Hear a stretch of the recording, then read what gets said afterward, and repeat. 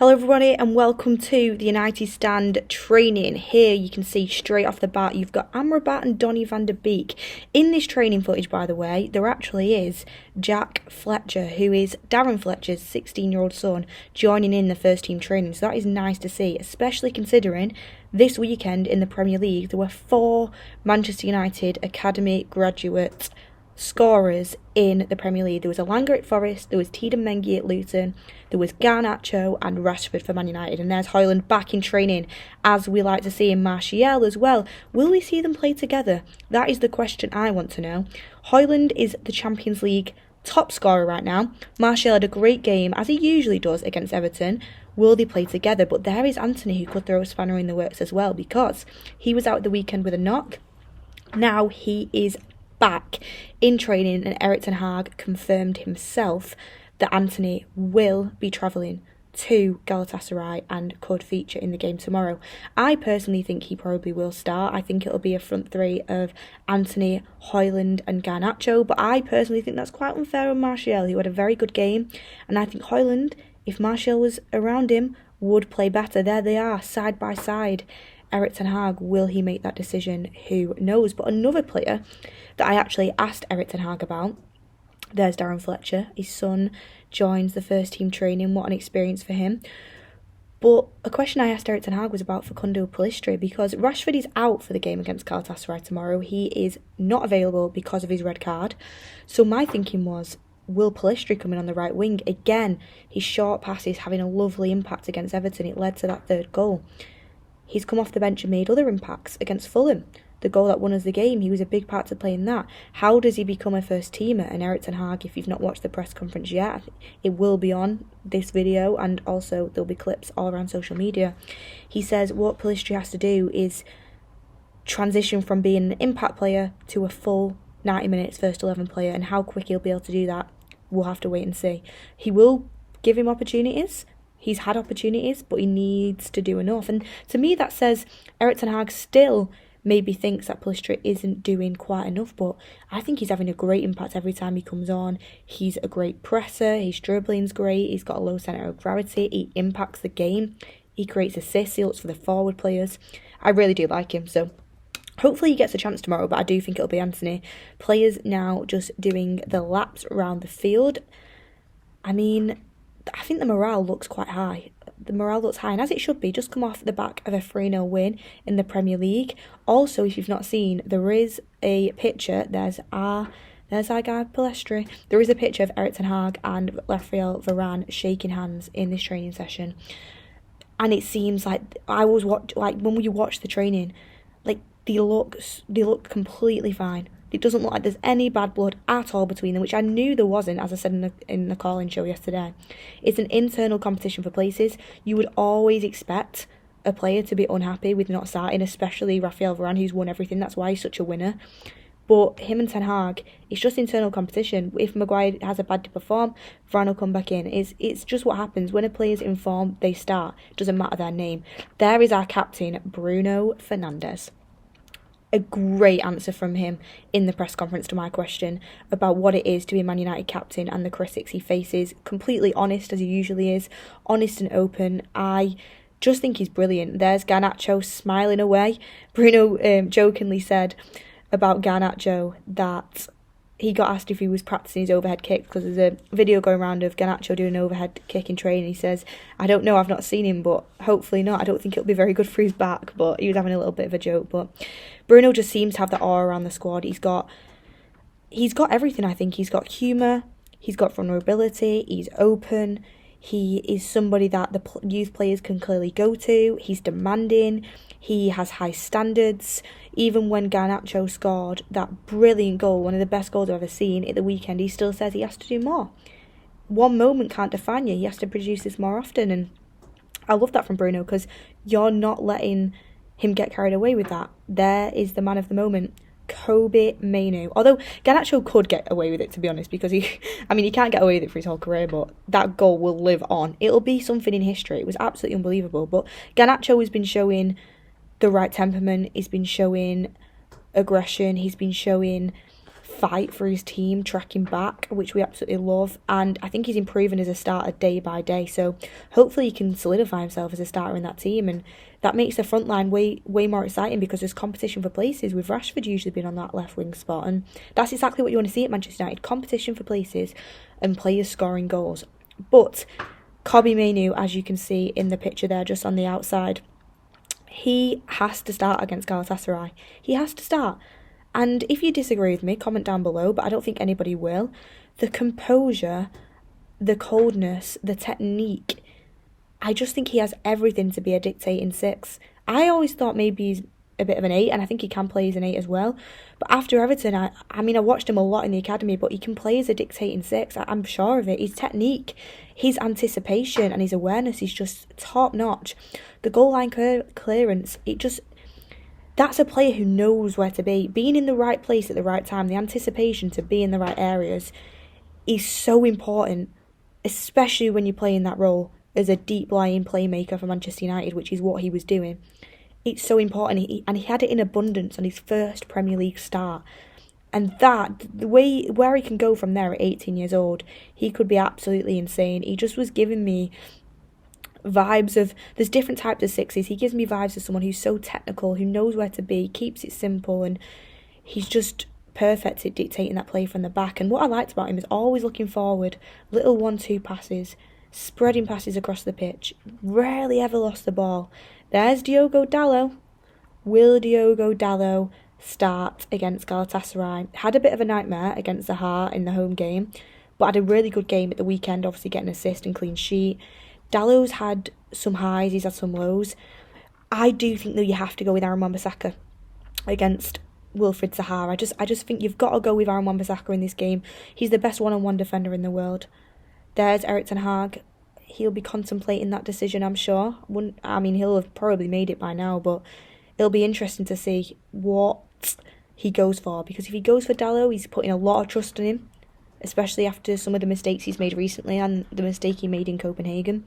And I really like Dalot as a player, but he has been prone to a couple of mistakes. He'll be putting a lot of faith and trust in him, which I think is deserved because he's been there for this team when we've needed him. He's played left back, he's played right back, he's been available for us consistently when we've had a decimated defence.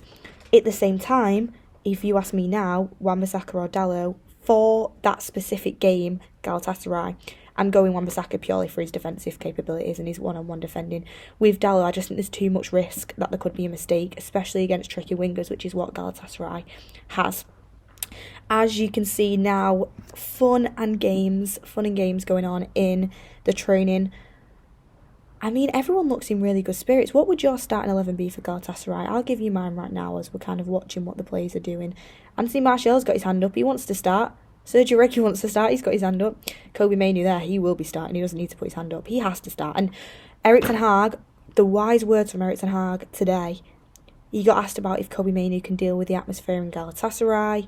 Away, it's going to be super hostile. And Galatasaray famously played Manchester United in the past. Welcome to hell. We all know about how the atmosphere is going to be. It's going to be absolutely insane. And he said, can Kobbie Mainoo at 18 years old handle that? And look how cool and calm and collected he is. Erik ten Hag simply says, if you're good enough, you're old enough. And I absolutely love that phrase because it's dead on. Wayne Rooney, and I'm not comparing Kobbie Mainoo to Wayne Rooney because they're different positions, but Wayne Rooney came in at such a young age and just demanded a starting role.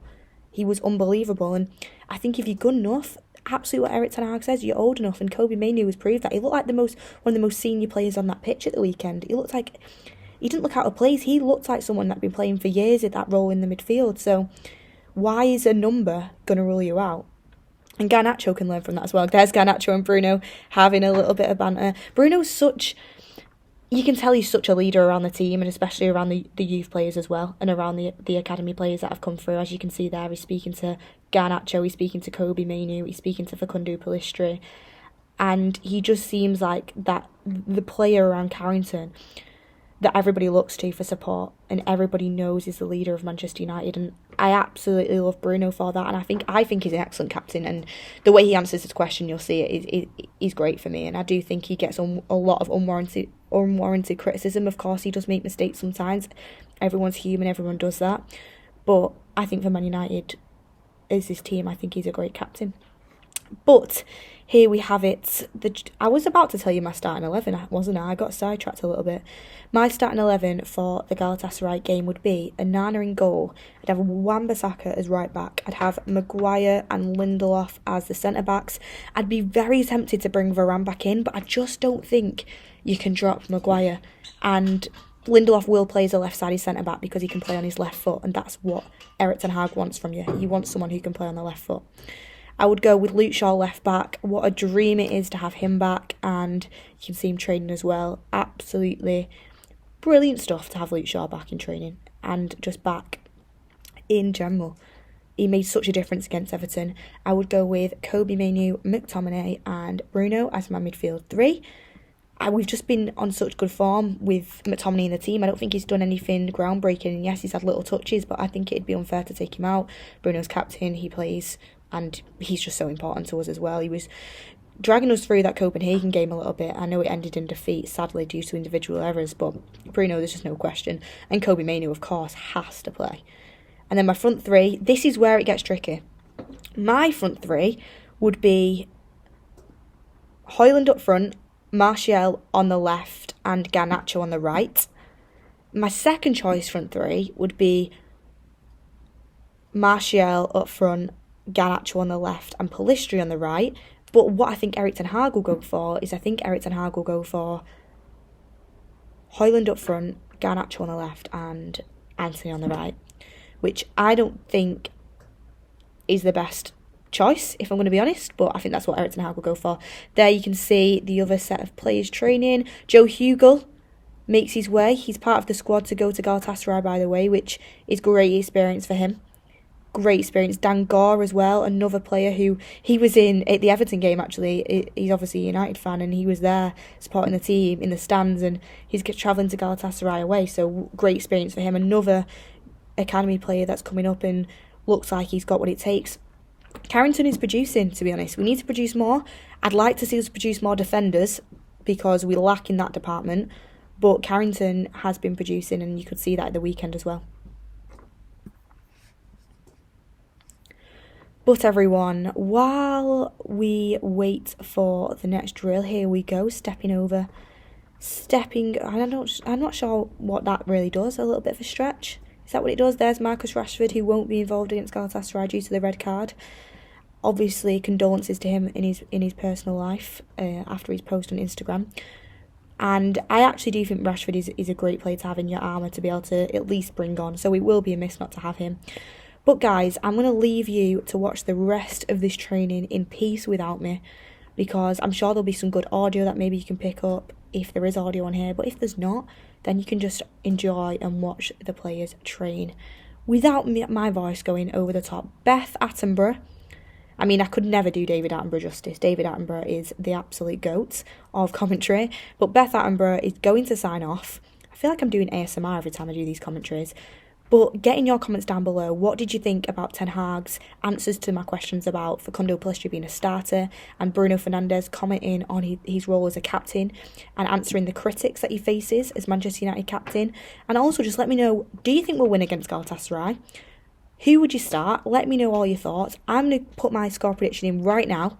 My score prediction for this game is going to be Manchester United 2, Galatasaray 1. I think we win this game. And let's hope that Bayern Munich beat Copenhagen. But I'm signing off now, everyone. Thank you for listening, and I will see you on the next one. Beth.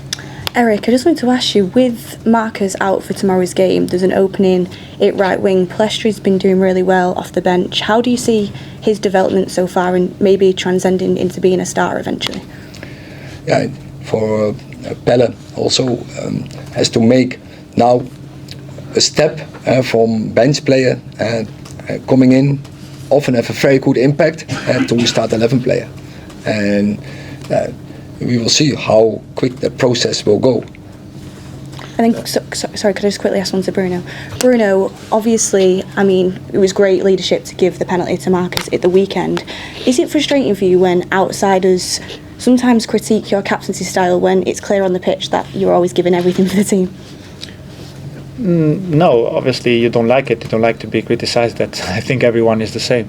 But at the same time, I have to do the best, or what I think is the best for the team. I cannot, probably I'm not always right, but in my head at the moment is the right choice, so I do it. So I think it's quite normal when you play for Man United that you're gonna be criticized, even if you do well or bad, if you do the right thing or the wrong thing. So I just have to deal with that. It's kind of normal since I arrived at the club. In the beginning was everything perfect, because when you arrive and in the first game, if you do something different than anyone else is doing, it's gonna be all flowers. But after that, I understand that it's gonna be, the tough part is always coming after the first games, because when the results not coming, when your performance are not as everyone expect to be, because the expectations are always higher and higher. And I know that since I arrived at the club, obviously my numbers made myself a target. So not keeping the same numbers on assists or goals sometimes is a problem for me in the criticism, because they're gonna take from there. Now is the captaincy, but it's gonna be always something. But my focus is on the team, on the staff, on everyone that works here with me day by day. I think they are pretty happy with me. The way I am, it's the same since I arrived at the club. It's not changed by being the captain. I don't think he has to change. I'm really open with everyone, so no one until now has have a problem with me. So I think I should keep like that. Everyone here is pretty happy with my leadership, so I think I have to keep the same way. Thank you. Richard. Hello, question for the manager and question for Fernando, please. Firstly, how have you prepared to face either Martial or Rasmus HOJLUND, considering your injuries in your back line? And it's fast from the United stand. And question for Fernando as well. Did you see Alejandro Garnacho's goal, I presume? Considering the type of goal that was, are you excited to face him in the Champions League? Maybe Manchester United can get an opportunity like that, and are you prepared? Öncelikle hocaya sormak istiyorum. Martial ve HOJLUND arasında bir değişiklik olma olasılığı var. Onlara karşı bir hazırlığınız var mıydı? İkinci sorum da Nando Muslera'ya olacaktı. Acaba Garnacho'nun attığı golü gördü. O ne hissettirdi? Şampiyonlar Ligi seviyesinde böyle goller olabiliyor.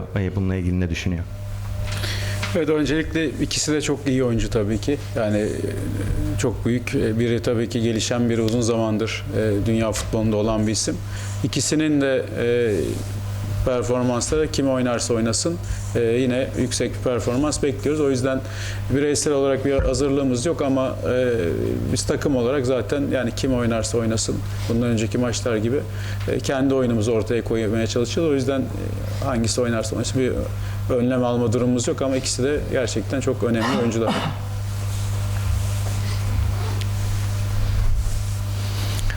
Yes, of course, both of them are very important, very good players. One of them is developing right now. The other one is a name that is known for many years. Whoever plays, the performance will be very high. We expect that. But individually, we are not preparing for anyone. But as a team, whoever plays, like the previous games we have played, we are going to try to put forward our own game.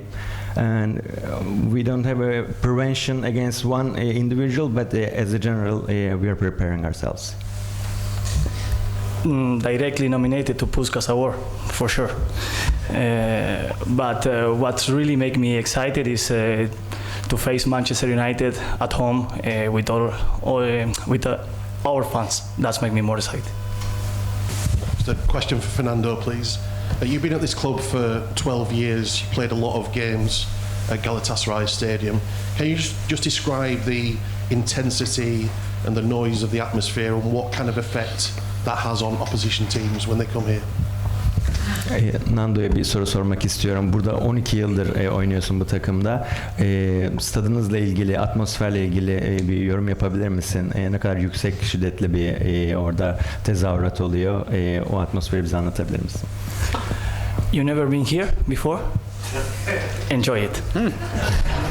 That's it. Daha önce burada olmadıysanız eğer keyfini çıkartın. A question for the manager and then one for Fernando. Firstly, How important is it that your fans make tomorrow as difficult as possible? Erik Ten Hag has told his players to try and stay calm. So how, are you expecting your fans to make their life difficult? And then to Fernando, you played in the reverse fixture at Old Trafford. How does the atmosphere differ here to there? Öncelikle hocaya bir sorum olacaktı. Siz nasıl bir zorluk çıkarmayı düşünüyorsunuz rakibe karşı? Erik Ten Hag oyuncularına sakin kalmaları gerektiğini söylemiş. Sizin planlarınız neler? Fernando Muslera'ya da şu karşılaştırmayı sormak istiyorum. Orada yaptığınız deplasman maçında oynadığınız maçla atmosferi karşılaştıracak olursanız bizim evde oynayacağımız maç arasında nasıl bir fark olur? Birincisi tabii ki bizim seyircimiz çok önemli, çok değerli ve özellikle iç sahada onların bize olan destekleri çok önemli oluyor. Takımın oyununu itme anlamında bize çok büyük destek oluyor. Ama bunu alabilmek için de tabii ki sahadaki oyuncuların bizim oyun anlayışımız da çok önemli. Bizim de onları maçın içine çekmemiz gerekiyor. Bunu Bayern Münih maçının ilk 45 dakikasında, Kopenhag maçında başlangıcında yapmıştık. Yine aynı şekilde bizim de onları maçın içine çekecek oyunu ortaya koymamız gerekiyor. En önemli şey bizim için bu olacak.